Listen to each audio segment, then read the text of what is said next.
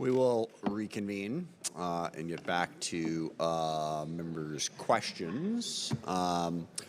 Mr. Khanna is up and is recognized for 5 minutes, and he is appearing virtually, so he will be on the screen. Mr. Khanna, do we have you? Yes, thank you, Mr. Chairman. I want to use my 5 minutes for 3 different parts. One, to follow up on the chairman's comments about the office culture article, on Mr. Gallagher on China, and hopefully on Yemen. I read the Foreign Affairs article, and they said the Pentagon should look more like Apple computers, and I was, of course, struck by that, given that I represent Apple computers and Apple Park. One of the reasons that I think the article made that point is that with technological change so fast and so rapid, we need to be adaptive. In Silicon Valley, you have startups that beat incumbents with huge, larger bank balances because they're innovative. And I guess my question for you, Secretary Austin and Chairman Milley, is do you agree that critical to leading China against China in the 21st century is having technological superiority? And have you spent time with Tim Cook and Sundar Pichai and others in Silicon Valley? And are you open to doing that? I have spent time with the CEO of Google, and while there are parts of us that really seriously need to be more streamlined and more adaptive, which I really embrace that, I would say that the Department of Defense turning into Google is probably not something that I would envision. But I clearly... I'm not suggesting that, Secretary Austin, but I'm suggesting that we take the best innovative parts of the culture. I think that's what the article suggests. Absolutely. I absolutely agree with that. And I would second that. Our need for innovation is critical. I think that we are an inheritor of an industrial age system that goes way back, not only the building, but the process, our programming systems, et cetera, all date back to the 50s and 60s, that sort of thing. So it does need to be updated. And I think getting some of the best practices out of not only Silicon Valley, but all the commercial best practices is definitely worthwhile. I've personally spent some time out there, and that helped when I was Chief of Staff of the Army. That helped in the concept of Army Futures Command and a few other initiatives we did. So I do think that's a very valuable use of time to go out and take a look at best practices in the commercial world and apply them to the defense industry or Defense Department. Well, thank you, General. And if I can be of any help, let me know. And I also think tech companies have an obligation to be doing more to assist our military. So it's reciprocal. On Representative Gallagher's point, I share, of course, his concerns with China's potential invasion of Taiwan. I guess my question is, wouldn't the situation with Russia actually be a significant deterrent to China? I mean, the crushing sanctions on Putin, you've got to think, if you're Xi Jinping, that the world would be unified and China's economy would be devastated if they thought of any aggressive action. So wouldn't you say that Xi Jinping would be having second thoughts, given that he's seen President Biden rally the world and the economic impact such a move would entail? I certainly would, and I would certainly think that he also values the economic opportunities that are present there in Western Europe. Let me ask 2 questions, and then you can answer both, hopefully, with the time. One on Taiwan. Is there anything we can do to expedite our arms sales there? My understanding is that they've been stuck because of supply chain issues. And then the second on Yemen. Secretary Austin, one of the reasons I was strongly in support of your nomination to be the Secretary, and you've done an outstanding job, as you were an early critic of the war in Yemen. You were right. I'm encouraged by the recent ceasefire. Could you comment on what the United States will do if the Saudis violate the ceasefire, and whether we would be willing then to not provide spare parts to the Saudis if they violate it? Well, we certainly hope that they don't violate it, and we don't have any reason to believe that they will. Again, every situation we'll have to treat on its merits there. But I think it's really a good first step, and we need to continue to encourage our allies and partners to stay focused on the right things here. And on the Taiwan arms sales, is there anything we can do to expedite that, or why they've been slowed down? Well, thanks. This is a point of focus for me in making sure that we're doing everything that we said we're going to do in terms of providing the ability for Taiwan to defend itself. So. Thank you. Gentleman's time has expired. Mr. Gates is recognized for 5 minutes. Secretary Austin, why should American taxpayers fund lectures at the National Defense University that promote socialism as a strategy to combat China? It's the National Defense University is an academic institution, and I don't know of any such lecture. But well, that's surprising because it was widely reported. The National Defense University had Thomas Piketty come, and this was the title of his lecture, Responding to China, the Case for Global Justice and Democratic Socialism. So now that you know that they did this, would you agree that embracing socialism is not an effective strategy to combat China? Well, I certainly don't agree with embracing socialism. So that means... I'm sorry. We're not going to do this. We're not going to let the guy say 4 words and still talk and then cut him off. Well, We're just not. I control the time, Mr. Chairman. Yeah, but you also have to be fair to the witnesses. No, but I got the answer I wanted. I have a follow-up. My follow-up question is if we don't embrace it, then I guess why did the National Defense University put out a statement?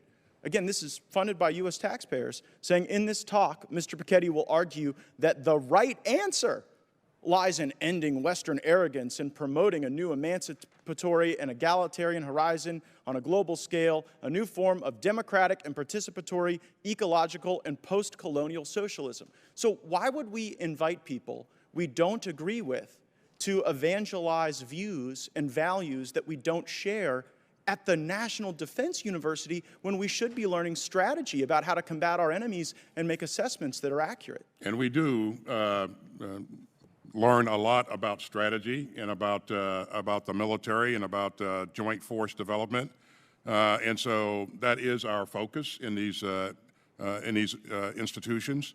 I don't know what the context of this particular or content of this particular speech was. Mr. Secretary, I've shared with you the context. The context wasn't better understand socialism so we can defeat it. The context wasn't learn about it so that we can offer countermeasures. The concept was that it's time for socialism. And the reason I know that's the context is because the lecture was pulled from a book written by Thomas Piketty entitled Time for Socialism. And I just can't help but notice. And so your question was whether or not we... I control the time. Your question was You guys was have been blowing a lot of calls socialism. lately on the matters of strategy, no. Mr. Secretary. You guys told us that Russia couldn't lose. You told us that the Taliban couldn't immediately win. And so I guess I'm wondering, what in the $773 billion that you're requesting today is going to help you make assessments that are accurate in the face of so many blown calls?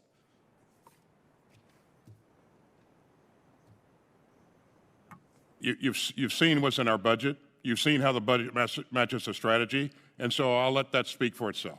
Well, I mean, I've also seen that we're behind, Mr. Secretary. We're behind in hypersonics. We failed to deter Russia. Last year, so what do you mean we're behind in hypersonics? How do you? Okay, who's ahead in hypersonics? How do you make that assessment? I don't know. I make that assessment because China is fielding hypersonic weapon systems and we are still developing them. I make that assessment because Russia actually used one.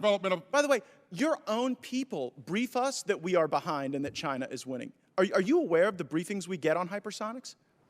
I am certainly aware of briefings that we provide to Congress. But it's not just the hypersonic. It's all over the world. It's in Taiwan, where China last year flew more sorties than ever before. It's North Korea, on pace to shatter prior records, the number of missiles that they are testing. And so while everyone else in the world seems to be developing capabilities and being more strategic, we got time to embrace critical race theory at West Point, to embrace socialism at the National Defense University, to do mandatory pronoun training.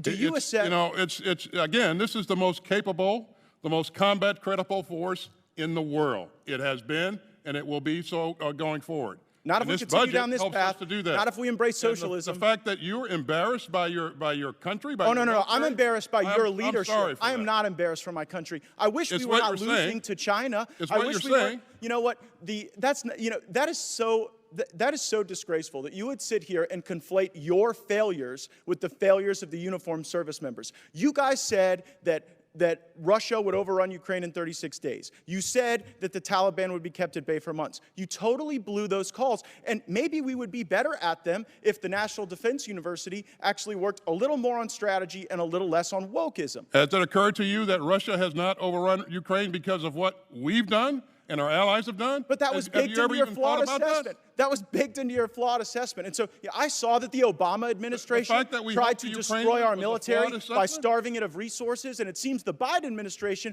is trying to destroy our military by force-feeding it wokeism. I yield back. Gentleman's time has expired. Mr. Keating is recognized for 5 minutes. I'm sorry, Mr. Kim is recognized for 5 minutes. Yeah, thank you to the two of you. And I just want to say on behalf of this committee, we have a tradition of respecting the people that come before this committee in a bipartisan way. Make sure that, yes, we may have some disagreements about our policy, but all of us here are committed to our national security, committed to our service members, and certainly committed to recognizing that your leadership is a leadership across the entirety of our military, not just in terms of, and certainly not in terms of any political discourse or political party. So I just wanted to thank you, all three of you, for coming before us today. Secretary Austin, I did want to ask you, I was, as well as many others, horrified by the images that we saw coming out of Ukraine over this weekend, what we saw in Bucha. Our military has had extraordinary abilities to see where the Russian forces have been in Ukraine and where they're going. So I wanted to just ask you, do we know what Russian units were in Bucha that may have committed these atrocities? Well, that's a thing that we continue to research, and there'll be significant effort going into matching, elements that were present with the time that these events probably occurred. But we don't know for certain, but we'll continue to research. Well, there's another element, too, where we see these units being redeployed. So certainly we want to make sure that we're dealing with the accountability of this. But also I have real fear about where these units may now be redeploying, whether or not they will conduct similar types of atrocities against Ukrainians in other parts of Ukraine. So I just ask for your attention on that as well. Absolutely. With these horrific attacks, we see there's redeployment of Russian forces as well, their apparent decision to pull away from Kyiv. Secretary Blinken this weekend said, we may very well be entering a new phase in this war. I think that's something that I agree with. In my sense, it really does feel like where we're at now is different than where things were 5 to 6 weeks ago. But I wanted your thoughts on that. Does that sound right? Does this feel like a new phase in the war? I think that's right. I think, as the Russians thought that they could very quickly move into Ukraine, capture the capital city, and install their leader of choice. And they weren't able to do that. Yep. And so now we see them reposturing and refocusing their main effort in the south and east. And so as they enter this phase, it will probably be a lot more deliberate. They'll be able to mass fires a lot more. And so the violence will probably go up in a notch there in terms of the types of things we've been seeing. So on the Russian side, they are recalibrating, redeploying. Looking through your testimony to this body, you talked a lot about the need for us to be changing and adapting the ways that we operate, adapt and fortify our defense, have resilience and adaptability in terms of our defense. So with this new phase of the war, with these shifting goals that we've seen from Russia, does that give us space to reassess what the Ukrainians need? As you talk about how we may see even greater levels of violence and firepower from the Russians, does this give us that space to reassess what they need? Yeah, I don't know if I would describe it as space. I would say that we consider the Ukrainians to be in a knife fight, and they're working hard every day. We're giving them what they need to continue to be successful, but we need to also look ahead, and we're doing that. Well, they are in a knife fight, but they're in a fight with all sorts of different weapons being directed towards them. I guess my more direct question to you is, if this is a new phase of the war, do you feel like there is space for you and the administration to reconsider, for instance, the fighter jets and the transfer, facilitating the transfer of fighter jets to the Ukrainians? Is that something now that we're in a new phase that you would reconsider? If you're talking about the transfer of MiGs, I mean, Correct. countries have the ability to do that now. And contrary to popular belief, the United States is not standing in the way of that happening. But I agree with you on that front, but certainly, you know, the countries that we're talking about, they've expressed challenges in terms of how they transfer. They're asking for us to facilitate that. Is this a time for us to reconsider that? Well, this is a time for us to continue to focus on those things that will be effective in this fight, and even amping up, you know, the capabilities that we provide them in terms of those things that are most effective. Well, I'd like to work with you as we enter this new phase to figure out what exactly we can do for the Ukrainians. Thank you for all your help. Yeah, we'll yield continue to do. Thank you. Mr. Bacon is recognized for 5 minutes. Thank you, Mr. Chair, and thank you, gentlemen, for being here. I have 4 questions, so I'm going to try to get through them rather quickly. My first question is on the budget. The proposed budget has military spending under inflation, which is going to necessitate cuts to F-35 production, for example. So my first question is with the overall divest to invest, and I'll ask this to General Milley. I guess the follow-on question is to Secretary Austin. But we're going to reduce our aircraft inventory by 250 and add 75 aircraft. So basically, for every 3 we're putting out, we're putting 1 in. And ships, we're reducing our ships by 24 and bringing in 9 ships. So a little better than 1 out of 3 replacement. Are we taking too much risk, General Milley? I don't think we're taking too much risk relative to Russia and China, which is the focus of the NDS, focus of the budget. I recognize the numbers go down in both shipbuilding and in aircraft. But again, I want to focus folks' attention on the capability that is being bought versus just raw numbers. A lot of the aircraft that are coming out that are, for example, A-10s have very little utility relative to a high-end warfight against China, for example. They may be useful as a FMS article to give to other countries, but for our purposes relative to China, no. So, you know, the other systems that are divesting are recouping the monies in order to invest in capabilities that will be much more useful in the future operating environment. Thank you. I just worry about the amount that we're divesting, but I realize some of it's going to have to happen. Secretary Austin, when I talk to the Baltic countries, I'm the Baltics co-chair for the Security Caucus. They say the most important thing to them is a permanent U.S. presence, maybe air defense. They're not too dogmatic of what type of unit. But would you commit to at least considering a permanent presence in the Baltics?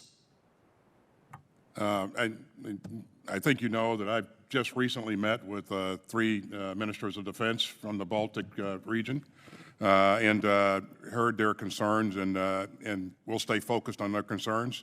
I heard the same thing from them, that they really value a U.S. footprint. I will tell you, I will commit to you that we'll continue to work with NATO to assess what the requirements will be going forward, and we will be a part of that solution.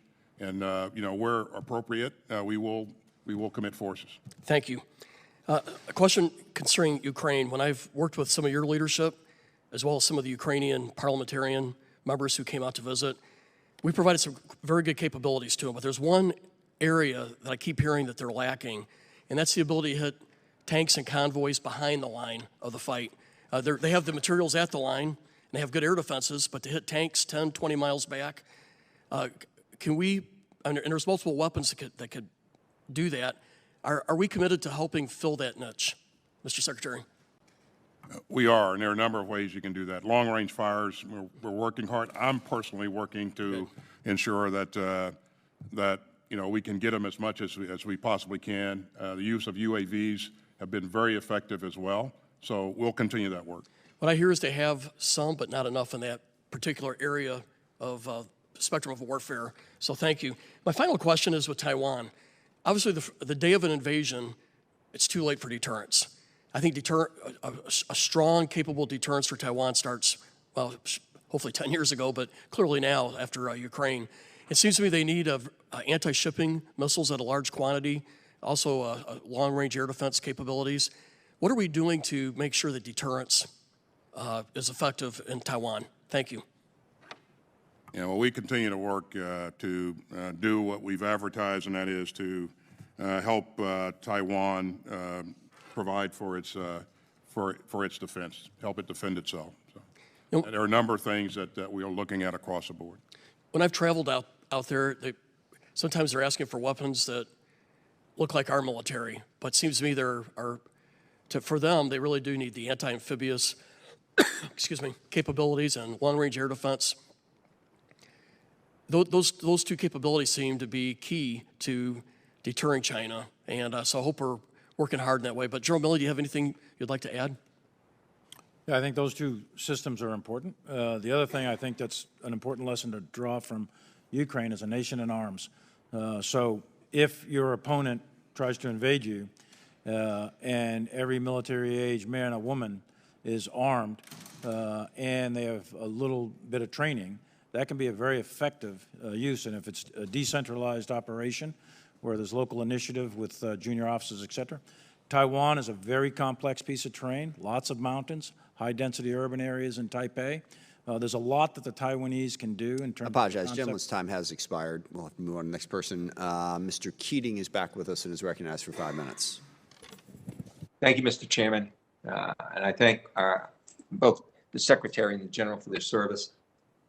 Some of the greatest experts, I think, on Russia that I've talked with over the last several months in particular were people that have had long-term experience with Russia.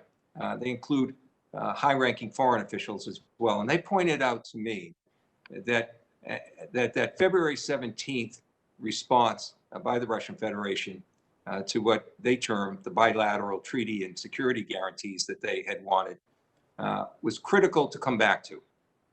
In that response, they required a U.S. withdrawal of all military personnel, and as well as a ban on armaments and related agreements.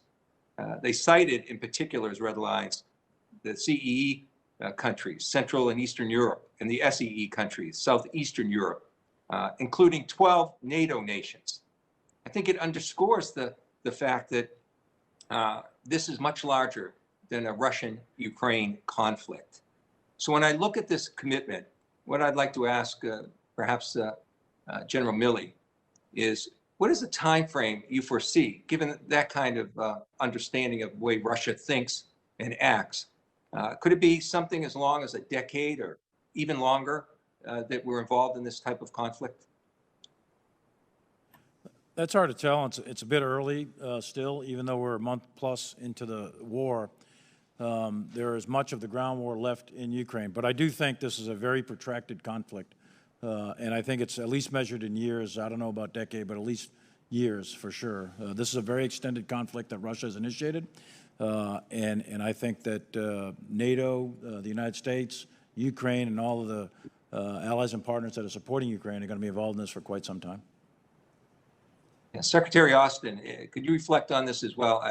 You know, the fact that the breadth of what their requests are and their demands are, how's that reflected in our policy? Because indeed, this is far more expansive than just Russia and Ukraine. Yeah, the asks were, and I agree with you, they were very extensive. Having said that, you know, and much of that we couldn't possibly do. But having said that, we're going to always look, when we're negotiating with countries, we're going to always look for things where we can find common agreement and work from that, build from that. So you are correct that that initial tranche of demands, for lack of a better term, was something that was not acceptable to Ukraine, most importantly, and to NATO and to us. So. Also, I mean, what could we do in terms of policy for our partners right now? Two examples are Georgia and Finland that aren't NATO countries. What can we do to help support their concerns with the Russian aggression that's taking place? Well, we can do a lot. We can do more of what we're doing in terms of. You heard us talk earlier about our engagement in helping them build their forces, and as they look to acquire different types of equipment to defend themselves, we can do that as well. And I know that you know there are aspiring countries who aspire to be part of NATO, and NATO should continue to engage them. Given the fact there's 1 minute left, I'd just like to ask you to amplify, if you could, some of your comments you made in the opening about undersea warfare and research, making sure we have the proper investments in that regard. What do you see as the specific threats, and how can we address them in about 46 seconds? Well, I think the threats continue to evolve. China does have substantial capability undersea, but Russia does as well. And so we want to make sure that as we look across the landscape, we're able to meet any emerging threat. Great. Thank you. And Mr. Chairman, I yield back. Thank you. Mr. Banks is recognized for 5 minutes. Secretary Austin, the New York Times this morning reported the daily average for COVID-19 cases in the U.S. is at 27,573, much less than the 0.0001% of the total U.S. population. With COVID cases at all-time lows, why are we still enforcing the COVID vaccine mandate on our military personnel? We've seen variants of this virus, wane and then grow again, and so this is a medical readiness requirement, and it will remain so. General Milley, during a moment of increased action from Russia to China, is it worth it? Is it worth sacrificing our end strength for vaccine mandates? Would you rather have a few extra battalions of unvaccinated soldiers or not have them at all because of this? Thanks, Congressman. I don't think it's an either or. I think we're an organization that requires, and you're a veteran yourself, we get a lot of vaccinations. Anthrax is very, very low out there, and we still get anthrax vaccinations and so on. So I think getting vaccinated is part of the readiness issue of the health of the force. The numbers are very low, by the way, of those that are refusing to be vaccinated, and they're even lower. I mean, it's tiny, the numbers that are actually being asked to process out. So I think it's manageable, and I think that I'd prefer that everybody just go ahead and get vaccinated. According to a CNN article on January 18th, the Army National Guard missed its goal by over 8,000, adding only 34,658 recruits for FY21. Right. The 2023 defense budget request just released by the administration reduces the size of the Army by 12,000 soldiers. Is the Army cutting their numbers because they know they can't recruit enough people to meet their quotas? I've talked to General McConnell about it a couple of different times. I think two major factors. One is the population at large, those that are eligible to enter the military. Those numbers are actually pretty low. So that's one point. It's the accessions challenge that's out there in recruiting on an annual basis. The second piece is that they want to reduce manpower in order to save the money and recoup that into modernization efforts. Those are the two fundamental reasons that the Army is doing what they're doing. General, is it a coincidence that the Army is moving forward with now involuntarily separating our soldiers and then offering a new $50,000 signing bonus to recruits who want to join the Army? And how much additional cost are we going to incur because of the increased recruiting bonuses to combat projected losses for unvaccinated military personnel? I'd have to get back to you on a cost analysis in terms of the actual dollars relative to the bonus. You mentioned the $50,000 bonus. But again, I'd go back to, I checked with General McConnell just yesterday. The numbers are actually being compelled to depart the military is very, very small in the Army. And I think it's likewise in the other services as well. There is a recruiting challenge, though, for the Army. The other services are meeting their recruiting goals. They're on glide path for this fiscal year, but the Army is challenged, both Guard and active. General Milley, on March 18th, the U.S. Army discharged 3 soldiers, the first time it has booted troops for failing to comply with the COVID-19 vaccine mandate. It's projected that 2,692 soldiers, the size of a couple of Army battalions, have not taken the vaccine and will likely be separated from the Army.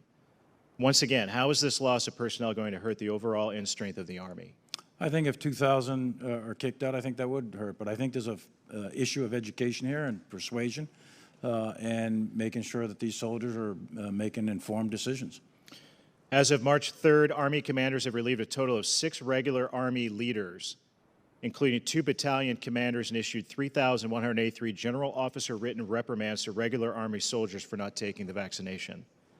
How has this loss of leadership and focus on administrative burdens, improved Army warfighting readiness, and enhanced combat power? Well, again, Congressman, I think that the idea of the health of the force, the readiness of the force, and getting a vaccination is a contributing factor to that, I think is fundamental to the overall readiness of the force. So I regret that commanders are getting relief for things like that. I didn't know the numbers that you mentioned. I'll go back to the Army and get the actual data. But we are an institution that has a sole set of requirements in terms of the health of the force and shots and et cetera. And there's a policy, and our job is to enforce the policy. Thank you. I yield back. Mr. Crow is recognized for 5 minutes. Thank you, Mr. Chairman, and thank you to all of you for coming in for your service to the country. Real quick, under the prior administration, they made a decision to move Space Command from Colorado to Alabama, and there's significant allegations of improper process. The GAO and DOD IG are conducting reviews of that process, and if either of those reviews find that the process was not credible, will the department commit to revisiting that process and starting it over and doing it in a fair and transparent way? If there have been things that were improperly or illegally done, then certainly we'll revisit that. So. Next, on the Ukraine front, a bunch of my colleagues have already talked about Ukraine and the evolution of support, but can you just very briefly, Mr. Secretary, talk about how should our support evolve as this goes from a short-term fight, us providing things that are needed and can be used now on the battlefield, to transitioning to a longer-term fight, like the National Security Advisor indicated yesterday? How does that change the nature of our support? Yeah, I believe that what Mr. Sullivan was describing was this fight that's going to take place in the south and east of the country. And it will take, as he described it, probably weeks for that to play out versus days. And so we continue to look at what we think, and we don't think we know the Ukrainians will need, because we're talking to them on a daily basis. And it'll be a lot of the same things that we provided already, but we look for things that also can provide them an advantage in this fight. And you've seen us begin to deploy some of those things. Well, we appreciate your work very much. We know this has been a Herculean effort by the men and women of the military and the administration, the department, and I thank you for that effort, because it is saving lives. You know, this committee does have a long tradition of bipartisanship. There are people that have served, many people have served in uniform, but there are a very small handful of folks that don't understand service, that don't understand sacrifice, that attack and malign you and your service, somebody who has dedicated your entire life to service, who sometimes will compare our military to other militaries, call us woke, make up these contrived boogeymans of socialism, or pull out lectures at universities.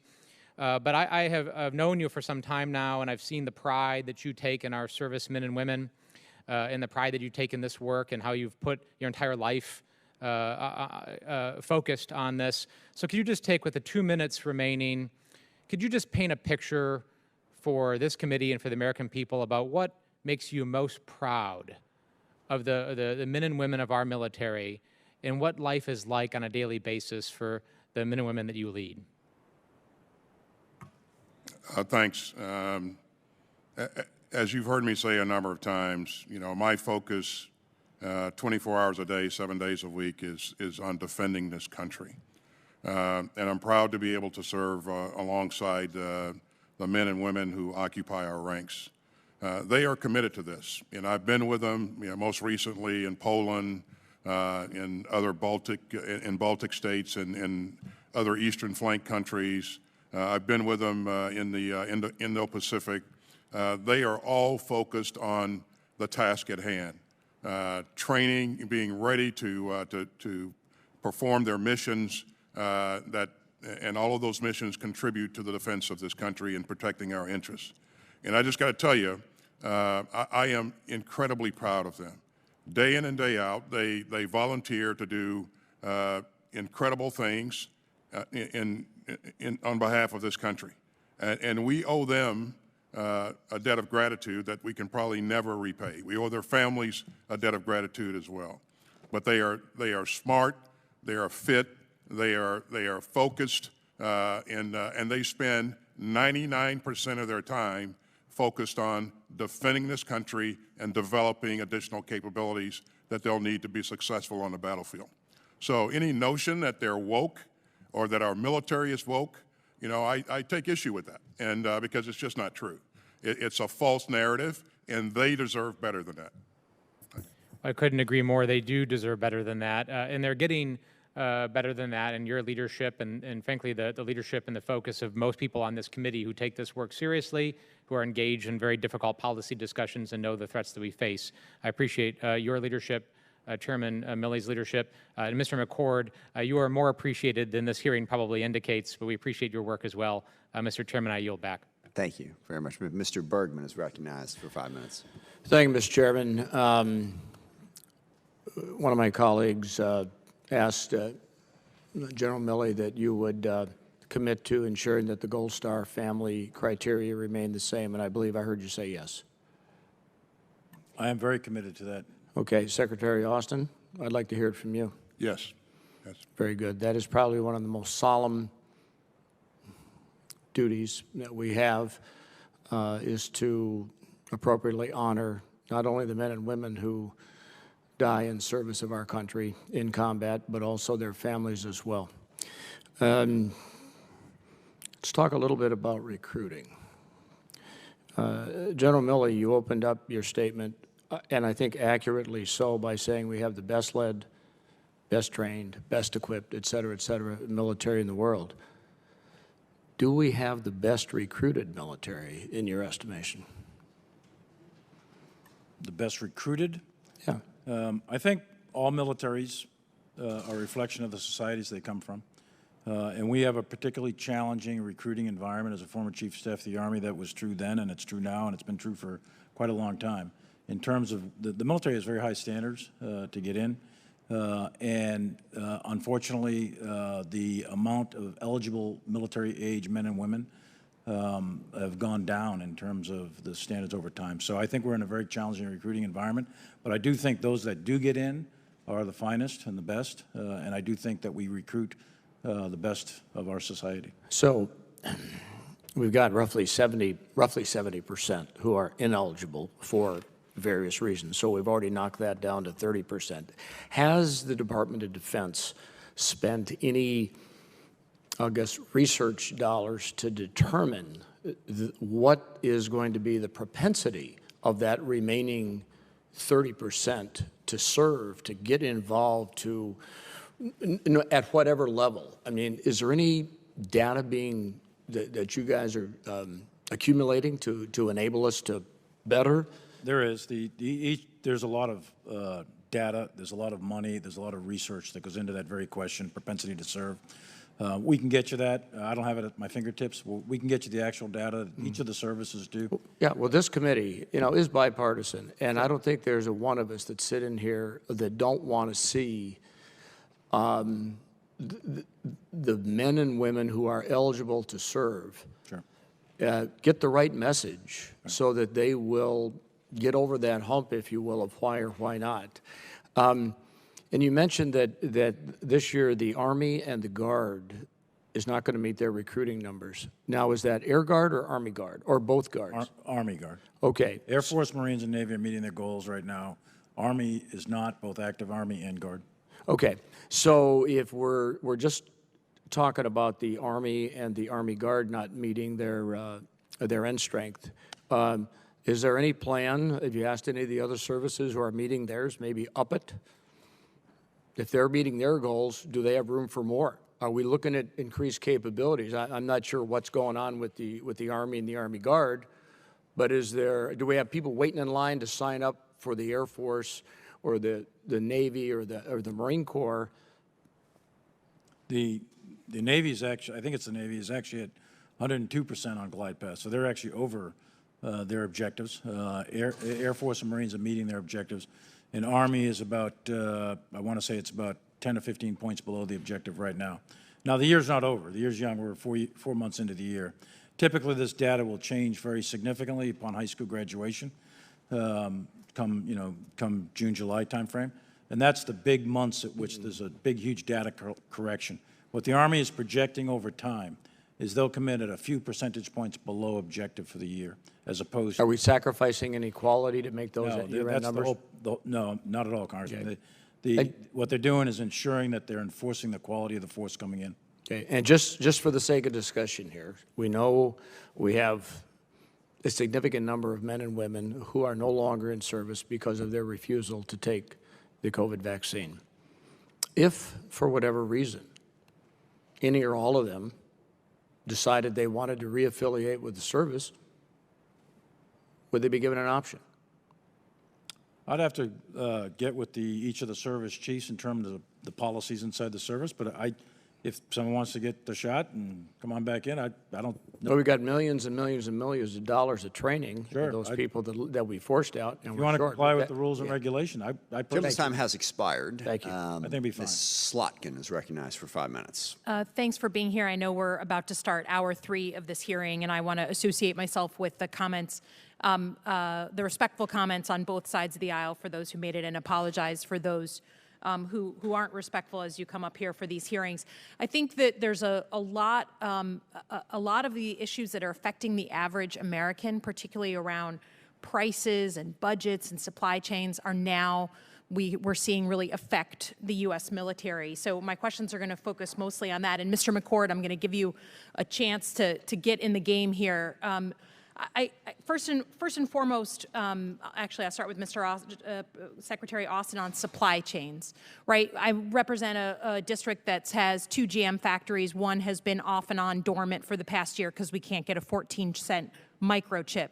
Myself and Congressman Gallagher led a task force on DOD and sort of highlighting the issues on supply chains that the department had. You know, you picked up the rug on some of our supply chains at the Defense Department. There was a lot of creepy crawlies under there, a lot of dependencies on places like China that even for our U.S. military we still had. Can you tell us, we had some prescriptions in the last NDAA, but help give us some comfort that, like our private sector companies, DOD is actually kind of getting in the game and looking at this as a vulnerability. We are in the game. As you know, it's been and is an area of emphasis for the president and for the government writ large. So DOD is doing its part. This is especially important to us as we look at components of our critical weapon systems that use microchips, that use critical materials, strategic materials. We want to make sure that we are not vulnerable to. Right. To Right, because I think the thing that while a GM plant can shut down, the U.S. military doesn't have that privilege of being able to shut down and just taking an economic hit. It's the protection of the country.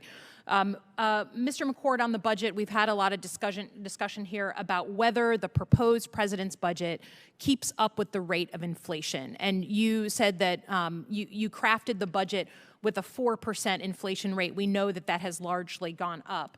I know that, frankly, on a bipartisan basis, people are interested in at least making sure that the department is keeping pace with inflation. Would you be willing to consider coming back to us and keying the budget to the rate of inflation? Very short, yes or no? Congressman, yes. I think we're going to need to work with the committees, I believe, going forward to look at what's actually happening on the ground. And we had, as the Secretary said, we had to snap the chalk line at some point. To finish a budget, you have to make some assumptions and then move on.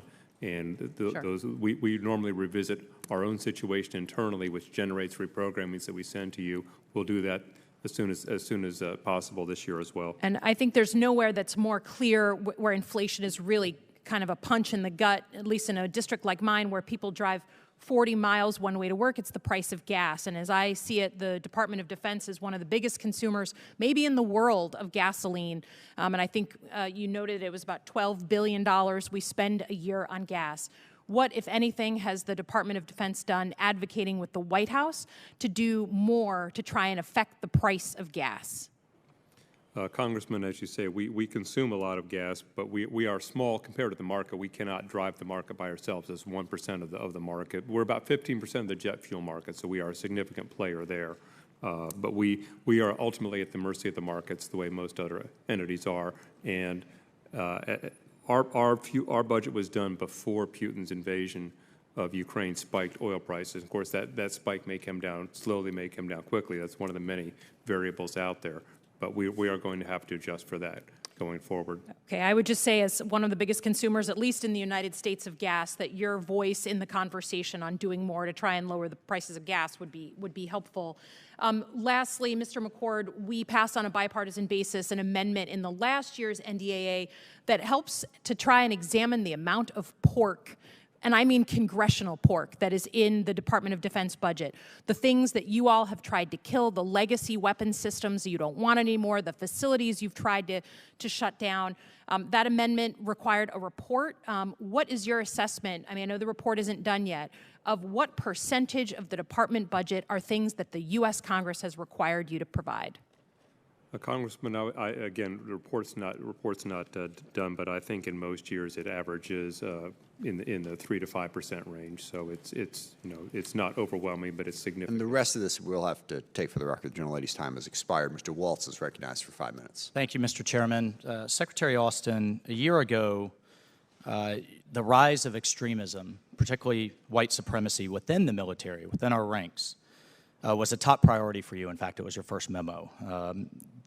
Yet the department released a study this year, a year later, showing that 100 members of the military participated in some type of extremism.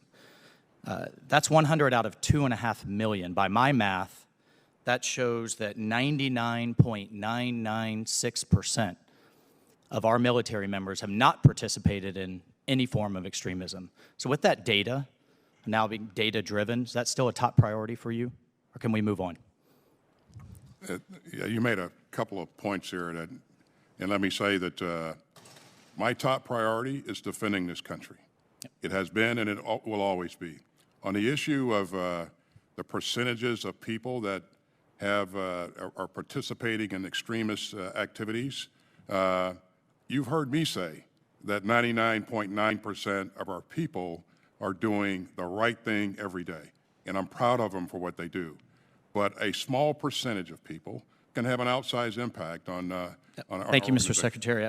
Forgive me, I have a few questions. I think we have to be very careful. We're also seeing in polling a record drop in public confidence in the United States military. So I think we have to be very careful about narratives.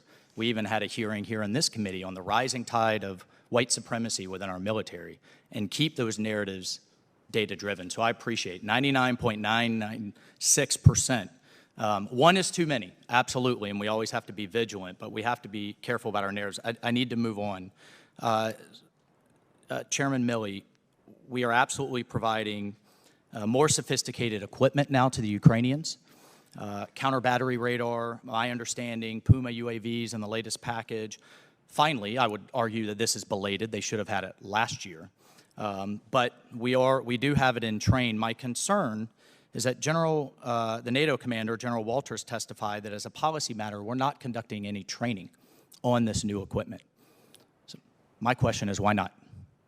We're not conducting training in Ukraine. We're not conducting training in Poland, outside of Ukraine. That's what he testified. There's literally a handoff. Let me dig into that. And maybe a quick verbal. Yeah. And so my question is, you know that the training on this equipment is critical. I think you said we were not conducting training in Poland. But as you rightly point out, some of this gear does require training. Okay, then that drives my question. Then are we training the Ukrainians outside of Ukraine in any location?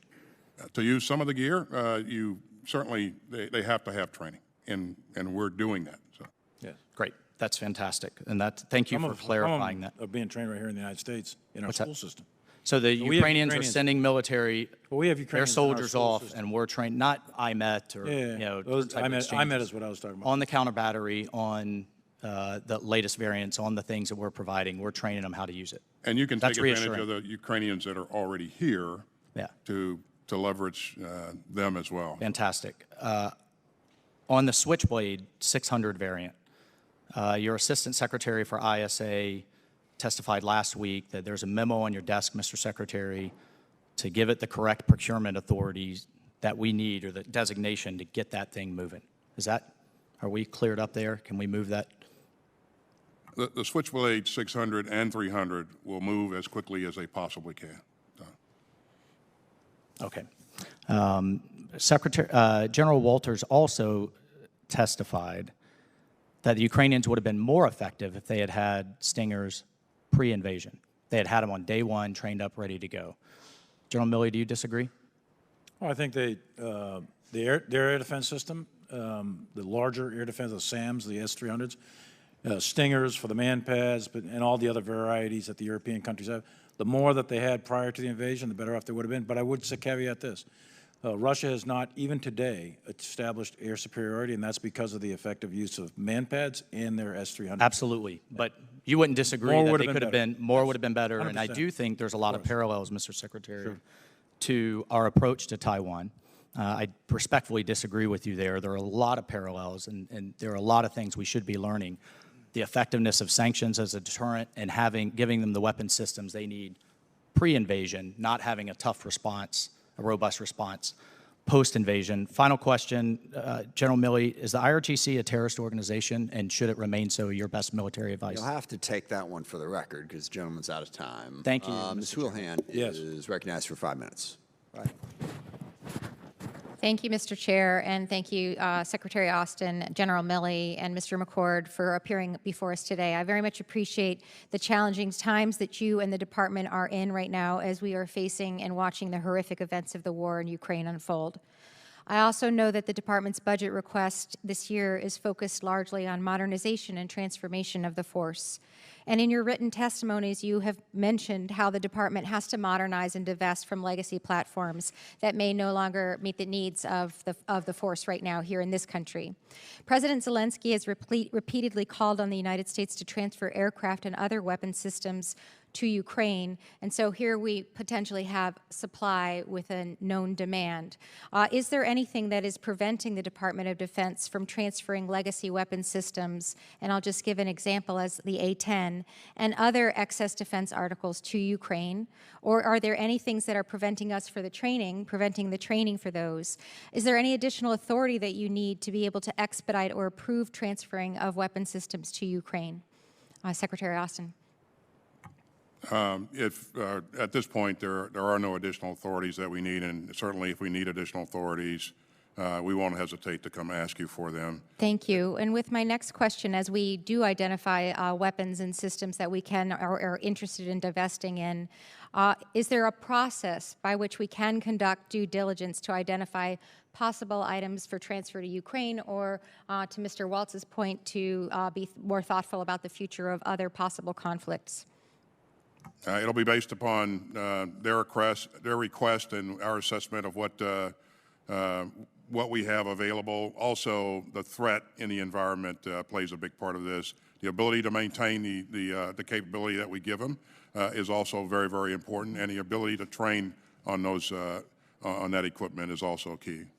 And so using as the A-10 is just an example, and knowing that we originally anticipated that this war would be a matter of days and hours rather than now months and possibly years, using that A-10 as an example, is there a possibility of what is the department planned for the 21 A-10s that are in the plan right now to divest from Fort Wayne, and what is the condition of those aircraft? Yeah, again, it's not just exporting the A-10. Sure. It's also whether or not that aircraft can survive in that environment, which is a key issue. And then number two, whether or not they can sustain the aircraft once we provide it to them. It is completely different, as you know, from any platform that they have or currently using. And so this is a big step. And then training the pilots. It's not a matter of days. This is a matter of months. Yes. Yes, sir. And I actually have done some investigation, and I think that we're on the same page, that our understanding is on the order of magnitude of a couple of months. And I know the anticipation was that this would not last that long, but it's clear that it might still. And again, the A-10 is just an example of something that we might be looking into. And with the remainder of my time, we are now in the 5th week with no apparent end, and we need to make sure that we're coming to terms with the fact that this could be longer than we anticipated. I'm interested in the planned reduction of end strength across the Army, Navy, and Marine Corps. The Navy, as we know, is already short of personnel in sea duty billets. The Air Force is suffering from a critical shortage of pilots. How does the department forecasting and planning for this prolonged war in Ukraine? Maybe General Milley, we could ask you that particular question. Well, first, we are not directly engaged in combat operations in Ukraine. We are conducting deterrence and assurance operations in the periphery countries, the Article 5, NATO Article 5 countries. Having said that, in terms of the end strengths and the modest reductions in end strengths of each of the services, what the services have opted to do is reduce end strength a little bit in order to recoup savings, in order to modernize the force, aiming towards a 2030 timeframe, 2030 plus. And that's where you see these modest reductions in end strength. And that's, I mean, what they're trying to do is focus on China and Russia secondarily as the two principal threats in order to modernize and upgrade their force. Yeah, and I think where my interest is that my understanding is that we haven't accounted for what might be a continued and increased presence in Europe in our force reduction planning. Yeah, the force posture, the long-term force posture in Europe is yet to be decided. It's under debate right now. It's under review. NATO plays a big part in that, and General Walters will be making his recommendations as Secretary on that. But clearly, because of the war in Ukraine, there's at least a possibility, if not a probability, of an increased force presence over a lengthy period of time. That doesn't have to be stationing. That can be rotational. It can be a lot of different ways. Thank you, gentlemen. I yield back. Mr. Johnson is recognized for 5 minutes. Thank you, Mr. Chairman. Mr. Secretary, we need to understand the recruiting and retention challenges that the Department of Defense faces this year, and I'm not sure if all the answers provided thus far have clarified it yet. So have a couple questions on that. The Army's decided to cut active duty strength by 12,000 soldiers in fiscal year 23. Undersecretary Gabe Camarillo said last week, he said, quote, like every other employer in the economy, we're facing some challenging conditions in terms of our ability to recruit and attract talent. Given the particular conditions of a very tight labor market, our ability to meet all of our projected recruiting goals were a little bit challenged, unquote. Do you agree with Secretary Camarillo's assessment that it's the tight labor market that's the primary driver of recruitment challenges, at least for the Army? Thanks, Congressman. I think actually there are a number of things that go into this equation. The fact that unemployment is below 4% is a key issue. But also, if you take a look at the impact of COVID over the last couple of years, as you know, our recruiters recruit a lot of kids out of high school, and those high schools have been in session on an infrequent basis in terms of actual physical presence there. So it's made things more complicated. Chairman mentioned a smaller population to recruit from. So as we combine all of those things, then there are headwinds, and it will be there will be headwinds for all of the services going forward. I think that's true, but I want to acknowledge here that the objective facts, if we review the objective facts, I think the largest headwind is inescapably the reaction that DOD took to COVID. Let me provide some stats. 2 years ago, right before the pandemic struck, we had the greatest economy in the history of the world. There were recruitment challenges, there have been for many years, but we didn't have the budget request proposing to cut 12,000 soldiers from the Army like this year's budget asked. So what's changed over the last 24 months? It's the department's COVID vaccine mandate, and there's just no way around it. I mean, some have alluded to it already today, but requiring young men and women to take the vaccine has disqualified a huge portion of the population from military service. And here's some proof. Nationwide, more than 40% of males aged 18 to 24 have chosen not to become fully vaccinated, and as a result, they're now ineligible to join the military, right? Off the bat, that's 40% of the target demographic that's immediately ineligible to serve. I mean, this is just a fact. In the southeast portion of the country, where I'm from, that number is even greater. According to CDC, 52% of 18 to 24-year-old men in that region have chosen not to receive the vaccine. So why does that specific geographic region matter so much? What makes the Southeast important is that according to Undersecretary of Defense for Personnel and Readiness, southern states produced nearly 47% of military enlistments in 2019. That's Georgia, South Carolina, Florida, Virginia, Missouri, Texas, Oklahoma, Arkansas. Fertile ground for DOD recruiters. But these states send their sons and daughters to serve the nation at drastically higher rates than other states do. They contain only 38% of 18 to 24-year-olds in America, but they account for nearly half of all the enlistments. So I understand what's being said about the tight labor market and the inability to meet fitness standards and all the rest, but it's pretty plain, if we look at this, that DOD is having a recruiting and retention crisis because it has disqualified over half of the male population from serving in the military in its best recruiting grounds, and nearly 40% of men and women aged 18 to 24 nationwide. And then we're adding fuel to the crisis because There's this charade about the religious exemption process for service members, and I believe it's blatantly unconstitutional. Let me ask you quickly in the time that remains, in light of the obvious impact on recruitment and retention, does the department have any plans to repeal or modify the current COVID vaccine requirement? I do not.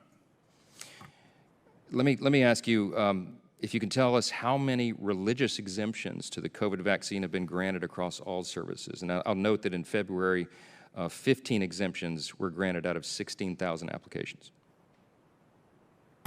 Okay, I'm going to take that question and other COVID questions for the record. As you know, this is an issue in litigation, and so I'll take your questions for the record. Well, in the 40 seconds I have remaining, I'll just state the obvious, what a lot of people back home are asking me and asking all of us, and that is, if it's so obvious that a vaccine mandate is causing this deficit in the number of troops, then why don't we just change it? I mean, COVID seems to be behind us. I certainly disagree with your premise. Well, I know you do, but I mean, obviously it's having a direct effect on our numbers of recruitment and retention and readiness, which is of great concern to all of us. And I know you're not going to change your mind here today, but I'm registering the concern of my district and many millions of Americans that we represent who share this opinion, and I hope that you'll take it under advisement. I yield back.